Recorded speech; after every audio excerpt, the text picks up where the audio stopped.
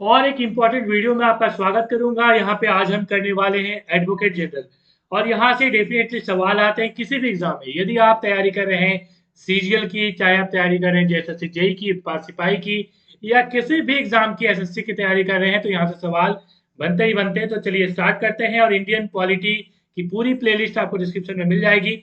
और जितने भी झारखंड जीके की हम बात कर रहे हैं, चाहे जनरल साइंस, सारी टॉपिक की जो डिस्क्रिप्शन में सारी लिस्ट आपको मिल जाएगी प्लेलिस्ट। चलिए स्टार्ट करेंगे। सबसे पहले आर्टिकल को देख लेते हैं कि आर्टिकल क्या है।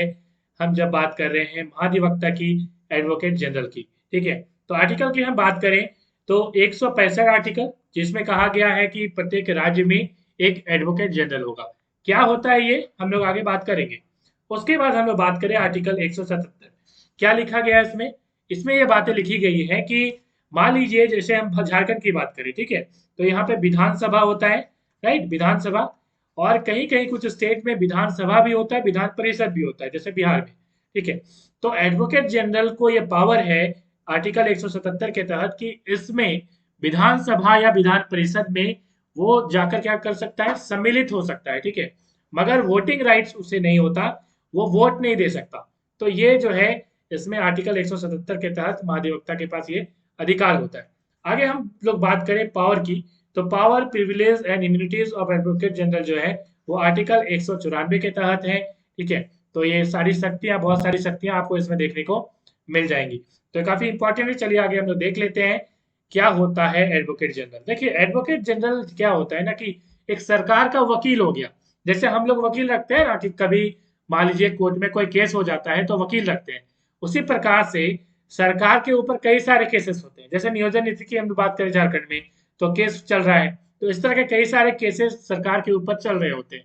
तो उस केस में जो वकील का काम है वो कौन करता है, तो वो करता है एडवोकेट जनरल, ठीक है। इसी तरह से सेंट्रल गवर्नमेंट की हम लोग बात करें तो उसके लिए अटॉर्नी जनरल होता है, ठीक है। तो इनको याद रखिएगा, मतलब अटॉर्नी जनरल जो होते हैं वो सेंटर के लिए होते हैं। उसी प्रकार से एडवोकेट जनरल जो महाधिवक्ता कहते हैं वो होते हैं राज्य के लिए, ठीक है। हमारे झारखंड के जो महाधिवक्ता है वो कौन है, तो वो है राजीव रंजन। तो काफी इंपॉर्टेंट, याद रखिएगा नाम। चलिए, प्रत्येक राज्य में एक महाधिवक्ता होता है, जैसा कि मैंने कहा।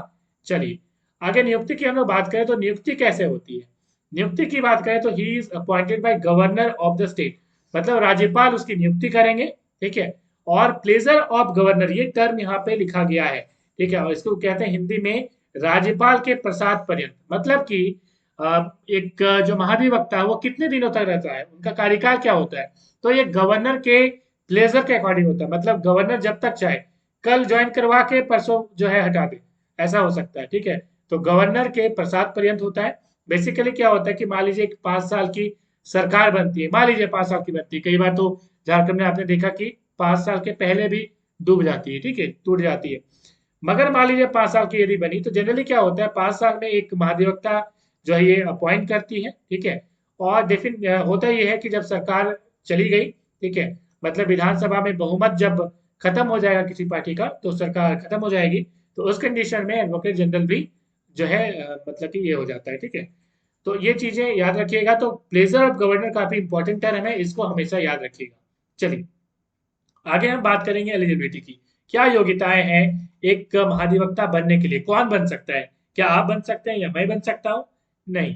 अब देखिए, हाई कोर्ट में जो जज बनने की योग्यता रखता हो, मतलब कि हाई कोर्ट में जो जज बन सकता हो, याद रखिएगा, एक सवाल आरएएस में पूछा गया था और कई बार जो है जेएसएससी में भी पूछा गया है कि मान लीजिए एक महाधिवक्ता है, ठीक है, तो क्या वो हाई कोर्ट का जज होगा तभी वो बनेगा, ये सवाल बनता है। हाई कोर्ट का जज हो, यहाँ पे लिखा रहेगा महाधिवक्ता होगा कौन, ऑप्शन ए क्या रहेगा, हाई कोर्ट का जज होगा। दूसरा, हाई कोर्ट की जज होने की योग्यता रखता हो। तो हाई कोर्ट का जज होना जरूरी नहीं है, ऐसा नहीं कि कभी हाई कोर्ट का वो जज बना होगा तभी वो महाधिवक्ता है, ऐसा नहीं है, ठीक है। हाई कोर्ट बनने की, मतलब हाई कोर्ट के जज बनने की योग्यता सिर्फ उसमें होनी चाहिए, ठीक है। जैसे एग्जाम्पल के तौर पर मान लीजिए कोई बंदा एक ग्रेजुएट है, बीए, अब वो सीजीएल का फॉर्म भर सकता है, कोई जरूरी थोड़ी है कि सीजीएल वो निकाल ही लेगा। हालांकि इस वीडियो को जो जो देख रहे होंगे, डेफिनेटली काफी इंपॉर्टेंट मैं वीडियो बना रहा हूँ, तो आप सीजीएल बिल्कुल क्रैक कर सकते हैं, ठीक है। मगर मैंने एग्जांपल दिया, आप समझ गए होंगे, ठीक है। चलिए आगे हम लोग बात करें तो मैंने कहा कि हाई कोर्ट के जज बनने की योग्यता रखता हो वो क्या बनेगा, वो महाधिवक्ता बनेगा। सवाल ये उठता है कि हाई कोर्ट की जज बनने की योग्यता किसके पास होती है? तो देखिए, हाई कोर्ट का जज कब बन सकता है? एक व्यक्ति भारत का नागरिक होना चाहिए, ऐसा नहीं कि पाकिस्तान के उठ के यहाँ आ गया और कहे कि हम हाई कोर्ट का जज बनेंगे, नहीं हो सकता। दूसरी चीज, 10 साल के लिए भारत में एक जज होना चाहिए, किसी भी कोर्ट में 10 साल के लिए क्या होना चाहिए? जज होना चाहिए। दूसरा, उसके बाद जो तीसरा है, 10 वर्ष के लिए या तो वकील होना चाहिए। तो ये दोनों में से कुछ भी होना चाहिए, या तो वकील होना चाहिए 10 साल के लिए, ठीक है, लेकिन 10 साल के लिए जो वकील होगा वो हाई कोर्ट में होना चाहिए। और 10 साल के लिए जो यहाँ पे जज करने होने की बात की गई है, वो हाई कोर्ट में नहीं, किसी भी कोर्ट में वो यदि जज रहा हो 10 साल के लिए, तो वो जो है हाई कोर्ट का जज बन सकता है, ठीक है। तो इसका मतलब आप समझ गए कि चूंकि मैंने यहाँ पे इसलिए बातें की क्योंकि यही योग्यताएं होती है एडवोकेट जनरल की, महाधिवक्ता की, ठीक है। तो हाई कोर्ट ऑलरेडी हमने कवर किया है, सुप्रीम कोर्ट भी कवर किया है, सारी वीडियोस आप देख लीजिए प्लेलिस्ट में। अब हम लोग बात करेंगे सैलरी की। अब सैलरी क्या होता है? देखिए, ये गवर्नर डिटरमाइन करता है, गवर्नर बताइए कितना सैलरी उसकी होगी, ठीक है। तो कोई फिक्स सैलरी इसकी होती नहीं है, गवर्नर डिसाइड करते हैं।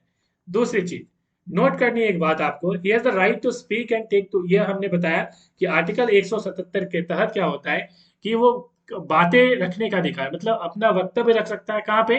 तो हम बात कर रहे हैं झारखंड के केस में विधानसभा में, और जहां पे विधानसभा और विधान परिषद है, तो वहां पे विधान परिषद में भी और विधानसभा में भी वो बातें रख सकता है, लेकिन वोट देने का अधिकार उसके पास नहीं है, ठीक है। वोट देने का अधिकार मतलब समझ रहे हैं?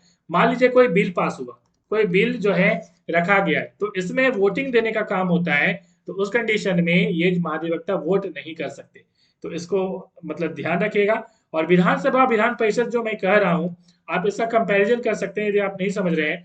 तो सेंटर में जैसे लोकसभा और राज्यसभा होता है, उसी प्रकार से क्या होता है कि राज्य में क्या होता है, विधानसभा और विधान परिषद होता है। तो विधान परिषद का आप कंपेयर कर सकते हैं राज्यसभा से। तो मिलेंगे नेक्स्ट वीडियो में। Thanks for watching.